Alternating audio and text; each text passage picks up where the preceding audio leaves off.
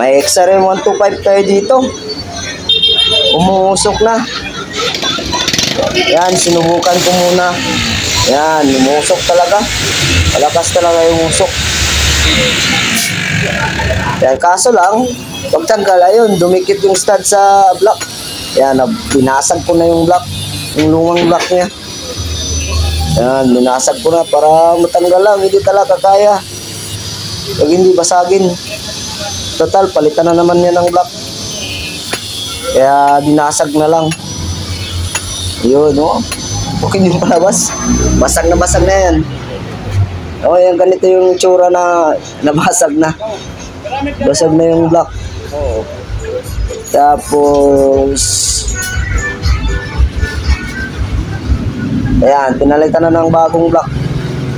Tapos, palit na rin ng valve seal. Ayan, pinalitan ko na yan. Tapos yung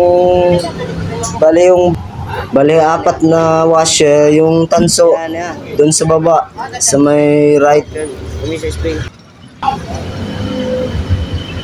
No, malapit na yung matapos yung assemble. Ayan. Ayun, tapos ko nang na-assemble. Wala nang usok. Wala na talaga yung usok. Okay, hanggang dito na lang mga boss. Maraming salamat.